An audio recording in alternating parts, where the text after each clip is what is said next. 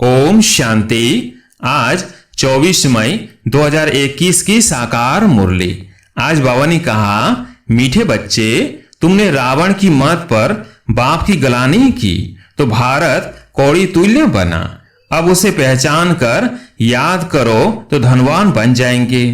प्रश्न, सीढ़ी के चित्र में कौन सा वंडरफुल राज समझाया हुआ है? उत्तर, आधा कल्प है भक्ति की डांस और आधा कल्प है ज्ञान की डांस। जब भक्ति की डांस होती है तो ज्ञान की नहीं, और जब ज्ञान की होती है तो भक्ति की नहीं। आधा कल्प रावण की प्रारब्ध चलती है और आधा कल्प तुम बच्चे प्रारब्ध भोगते हो। यह गुह्य राज सीढ़ी के चित्र में समाया हुआ है। गीत है ओम नमः शिवाय। ओम शांति। बाप बैठ समझाते हैं, भक्ति मार्ग में बहुत ही भक्ति की डांस की, ज्ञान की डांस नहीं की। भक्ति की डांस जब होती है तो ज्ञान की नहीं, जब ज्ञान की होती है तो भक्ति की नहीं। क्योंकि भक्ति की डांस उतरती कला में ले जाती है। सतयुग त्रेता में भक्ति होती नहीं, भक्ति शुरू होती है द्वापर से। जब भक्ति शुरू होती है तो ज्ञान की प्रारब्ध पूरी हो जाती है, फिर उतरती कला होती है। कैसे उतरते हैं सो बाप बैठ समझाते हैं। मैं कल्प कल्प आकर बच्चों को कहता हूं, तुम बच्चों ने हमारी बहुत ही गलानी कर दी है। जब जब भारत में इस आदि सनातन देवी देवता धर्म की बहुत गलानी होती है तब मैं आता हूं। गलानी किसको कहा जाता है वह भी समझाते हैं। बाप कहते हैं, मैं बिकारी नरकवासी भारत को आकर कल्प कल्प स्वर्गवासी बनाता हूं। तुम मेरी गलानी आसुरी मत पर करने के कारण कितने कंगाल बन गए हो। राम राज्य था, अभी है रावण राज्य, जिसको हार और जीत, दिन और रात कहा जाता है। अब विचार करो, मैं कब आऊं? जिन्हों को राज्य दिया वही राज्य गंवा बैठे हैं। हिसाब किताब तो सारा समझाया ही है। मैं आकर बरसा देता हूं, फिर रावण आकर तुमको शापित करते हैं। भारत को खास, दुनिया को आम। भारत की महिमा का भी किसको पता नहीं है। पहले पहले भारत ही था। कब था, कैसे था, कौन राज्य करते थे, किसको भी कुछ पता नहीं है। जो देवता थे, सकल मनुष्य की सीरत देवताओं की थी। अब सूरत भल मनुष्यों की है, सीरत आसुरी है। जिसको समझाते हैं वो समझते नहीं हैं, क्योंकि पारलौकिक बाप को ही नहीं जानते और ये बैठ गाली देते हैं। बाप की गलानी करते करते बिल्कुल ही कौड़ी तुल्य बन गए हैं। भारत का डाउनफॉल हो गया है। ऐसी हालत जब होती है, बाप कहते हैं, तब मैं आता हूं। अभी तुम बच्चों को सम्मुख समझा रहा हूं। कल्प पहले भी ऐसे ही समझाया था। यह देवी संप्रदाय की स्थापना हो रही है। मनुष्य देवता बन रहे हैं। मनुष्यों को यह पता ही नहीं है कि बाप कब आते हैं। सतयुग त्रेता में तुम बड़ी खुशी में प्रारब्ध भोगते हो, फिर द्वापर से रावण का शाप पाते पाते बिल्कुल ही खत्म हो जाते। जैसे देवताएं प्रारब्ध भोगते भोगते त्रेता के अंत में खत्म हो जाते हैं, फिर रावण की आसुरी प्रारब्ध शुरू होती है। भक्ति भी पहले अभिविचारी होती है, फिर व्यभिचारी होती है। सीढ़ी ठीक बनी हुई है। हर एक चीज सतो प्रधान, सतो रजो तमो बनती है, खाद पड़ती जाती है। तुम बच्चों को समझाया तो बहुत अच्छी रीति जाता है, परंतु धारणा कम होती है। कोई में तो समझाने का बिल्कुल अकल ही नहीं है। कोई अच्छे अनुभवी है जिनकी धारणा बड़ी अच्छी होती है। नंबरवार तो होते हैं ना, स्टूडेंट्स एक समान नहीं होते, कुछ न कुछ नंबर जरूर रखेंगे। कोई को भी समझाना है बहुत सहज। बाप कहते हैं, मुझे याद करो, मैं तुम्हारा बेहद का बाप, सृष्टि का रचयिता हूं। मुझे याद करने से तुमको बेहद का वर्षा मिलेगा, याद से खाद निकलेगी। सिर्फ यह समझाओ कि तुम भारतवासी सतयुग में सतो प्रधान थे, अभी कलयुग में तमो प्रधान बने हो। आत्मा में खाद पड़ती है। पवित्र होने बिगर कोई वहां जा नहीं सकते। नई दुनिया में है ही सतो प्रधान। कपड़ा नया है तो कहेंगे सतो प्रधान, फिर पुराना तमो प्रधान हो जाता है। अभी सब का कपड़ा फटने लायक है। सब जड़ जड़ीभूत अवस्था को पाए हुए हैं। जो विश्व के मालिक थे वही बिल्कुल गरीब बने हैं, फिर उनको ही साहूकार बनना है। इन बातों को मनुष्य नहीं जानते। भारत स्वर्ग था, इन लक्ष्मी नारायण का राज्य था, और सब धर्म वाले तो बाद में आए हैं। बाप तुमको रियल बात बैठ समझाते हैं। गीता को देखो कितना मान है, पढ़ते पढ़ते बिल्कुल ही नीचे गिर गए हैं। तब पुकारते हैं, हे पति तो पावन आओ, हम भ्रष्टाचारी बन गए हैं। सदगति तो भगवान ही दे सकते हैं। बाकी शास्त्रों में तो सब है भक्ति मार्ग, तुम्हारी बुद्धि में बैठा हुआ है। हम बाबा के ज्ञान से देवता बनते हैं और सारी दुनिया से वैराग्य है। सन्यासी भी भक्ति करते हैं, गंगा स्नान आदि करते हैं ना। भक्ति भी शतो प्रधान फिर रजो तमो होती है। यह भी ऐसे हैं, आधा कल्प दिन आधा कल्प रात गाई जाती है। ब्रह्मा के साथ जरूर ब्राह्मणों का भी होगा। तुम अभी दिन में जाते हो, भक्ति की रात होती है। भक्ति में तो बहुत दुख है, उनको रात कहा जाता है। अंधेरे में धक्के खाते रहते हैं भगवान से मिलने के लिए। भक्ति मार्ग में सदगति देने वाला कोई होता नहीं। तुम्हारे सिवाय कोई भी यथार्थ रीति भगवान को नहीं जानते हैं। आत्मा भी बिंदी, परमात्मा भी बिंदी है। यह बात कोई भी समझ ना सके। परमात्मा ही स्वयं आकर ब्रह्मा तन से समझाते हैं। उन्होंने फिर भागीरथ बैल के रूप में दिखाया है। अब बैल की तो बात ही नहीं है। बादशाह बातें अच्छी रीति समझाते हैं, परंतु किसकी बुद्धि में पूरी रीति बैठता नहीं। बाप बैठ समझाते हैं, बच्चे मैं तुम आत्माओं का बाप हूं, तुम मुझे याद करो और वर्षे को याद करो तो तुम्हारे विकर्म विनाश होंगे। फिर भी कहते हो भूल जाते हैं। वाह, ऐसे साजन व बाप को भूलना चाहिए। स्त्री पति को अथवा बच्चे कई बाप को भूलते हैं क्या? या तुम क्यों भूलते हो? कहते भी हो बाबा आप हमको स्वर्ग का मालिक बना रहे हैं, फिर भी भूल जाता हूं। बाप कहते हैं याद नहीं करेंगे तो अंदर जो कट चढ़ी है वो कैसे निकलेगी। मुख्य बात है याद की। अपना कोई दूसरे धर्म से ताल्लुक नहीं है। स्कूल में तो हिस्ट्री ज्योग्राफी समझाते हो, कोई तो बिल्कुल समझते नहीं। बाप पढ़ाते हैं, यह बुद्धि में बैठता नहीं है।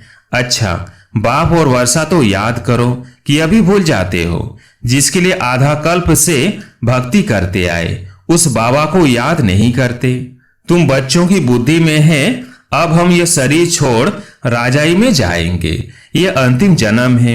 सूक्ष्म वतन में उनके फीचर्स तो वही देखते हो, वैकुंठ में भी देखते हो, जानते हो ये मम्मा बाबा ही लक्ष्मी नारायण बनते हैं। तुम जब सतयुग में रहते हो तो समझते हो कि यह एक शरीर छोड़ दूसरा लेना है। वह उनको यह पता नहीं रहता कि सतयुग के बाद त्रेता आएगा, द्वापर आएगा, हम उतरते जाएंगे।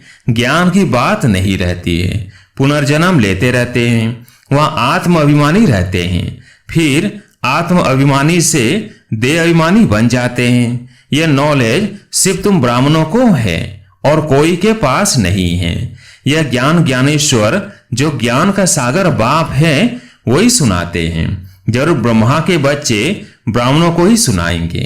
ब्रह्मा के बच्चे हैं ब्राह्मण संप्रदाय, रात दिन का फर्क है। तुम पुरुषार्थ कर संपूर्ण गुणवान बनते हो। संपूर्ण निर्विकारी गृहस्थ व्यवहार में रहते भी तुम बाप को याद करो। कर्म तो करना ही है, बुद्धि का योग बाप के साथ लगा रहे। कर्म भल कोई भी करो, बड़े का काम करो व राजाई का करो। राजा जनक का भी गायन है ना, राजाई करते रहो परंतु बुद्धि का योग बाप के साथ लगाओ तो वर्षा मिल जाएगा।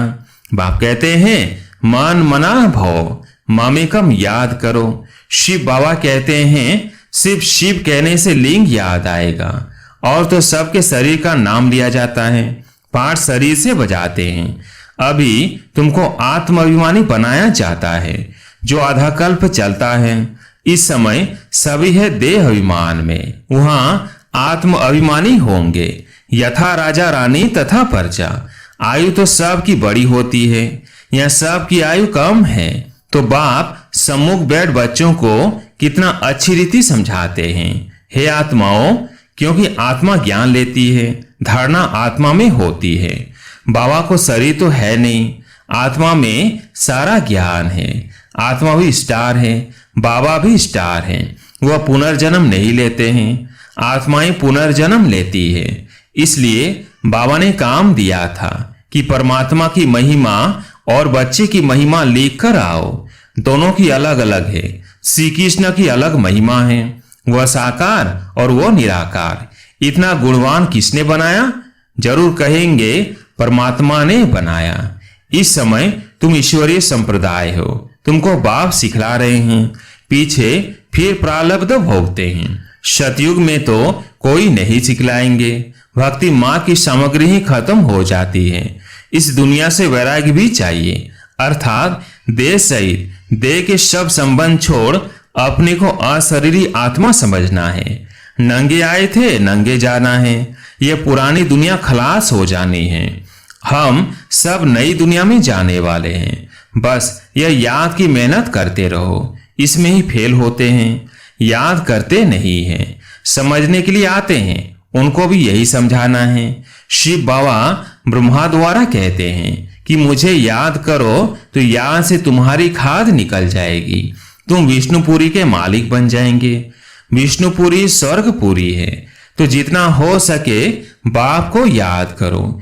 जिस बाप को आधा कल्प याद किया है, अब वो सम्मुख आए हैं, कहते हैं मुझे याद करो।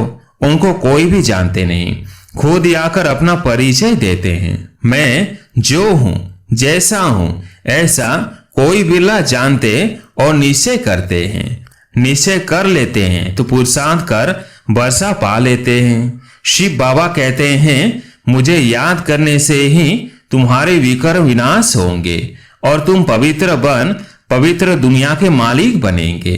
विकर्म कोई भी नहीं करना है। अच्छा, मीठे मीठे सिकिलदेव बच्चों प्रति माता पिता बाप दादा का याद प्यार और गुड मॉर्निंग। रूहानी बाप की रूहानी बच्चों को नमस्ते। हम रूहानी बच्चों की रूहानी बाप दादा को याद प्यार गुड मॉर्निंग नमस्ते नमस्ते। धारणा के लिए मुख्य सार। पहला पॉइंट, पुरुषार्थ कर संपूर्ण गुणवान बनना है। कर्म कोई भी हो, लेकिन बाप की याद में रहकर करना है। कोई विकर्म नहीं करना है। यह पुराना कपड़ा अथवा शरीर जड़ जड़ीभूत है, इससे ममत्व निकाल देना है। आत्मा को शतोप्रधान बनाने का पूरा पूरा पुरुषार्थ करना है। आज प्यारे मीठे बाबा का वरदान, करना और कहना, इन दो को समान बनाकर क्वालिटी की सेवा करने वाले सच्चे सेवाधारी भव। करना और कहना, इन दो को समान बनाकर क्वालिटी की सेवा करने वाले सच्चे सेवाधारी भव। सदा अटेंशन रहे कि पहले करना है फिर कहना है। कहना सहज होता है, करने में मेहनत है। मेहनत का फल अच्छा होता है, लेकिन यदि दूसरे को कहते हो, स्वयं नहीं, तो सर्विस के साथ साथ डिस सर्विस भी प्रत्यक्ष होती है। जैसे अमृत के बीच विष की एक बूंद भी पड़ने से सारा अमृत विष बन जाता है। ऐसे कितने भी सर्विस करो, लेकिन एक छोटी सी गलती सर्विस को समाप्त कर देती है। इसलिए पहले अपने ऊपर अटेंशन दो, तब कहेंगे सच्चे सेवाधारी। स्लोगन, अनेकता में एकता लाना, बिगड़ी को बनाना, यह सबसे बड़ी विशेषता है। अनेकता में एकता लाना, बिगड़ी को बनाना, यह सबसे बड़ी विशेषता है। अब सुनते हैं मातेश्री जी के अनमोल महावाक्य। चढ़ती कला और गिरती कला की मुख्य जड़ क्या है?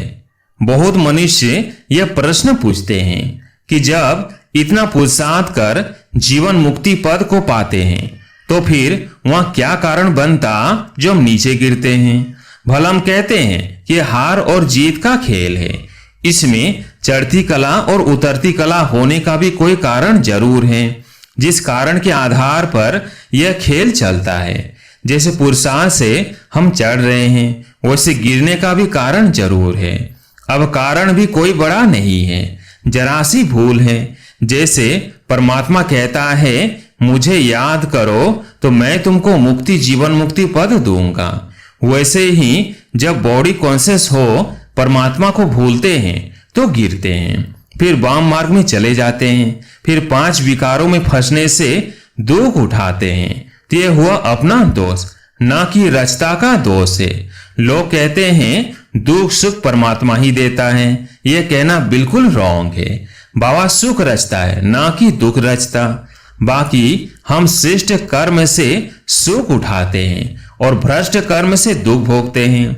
बाकी अच्छे कर्म का फल और बुरे कर्मों का दंड परमात्मा द्वारा अवश्य मिलता है, परंतु ऐसे नहीं कहेंगे कि सुख दुख दोनों परमात्मा देता है। नहीं, परमात्मा तो चढ़ती कला में साथ है, बाकी गिराने वाली माया है। कॉमन रीति में भी कोई साथ अथवा मदद लेते हैं सुख के लिए, बाकी दुख उठाने के लिए कोई किसका साथ नहीं लेते। बाकी तो जैसा जैसा कर्म वैसा वैसा फल की रिजल्ट तो इस ड्रामा के अंदर दुख सुख का खेल अपने कर्मों के ऊपर बना हुआ है, परंतु तुच्छ बुद्धि मनुष्य इस राज को नहीं जानते। अच्छा, ओम शांति।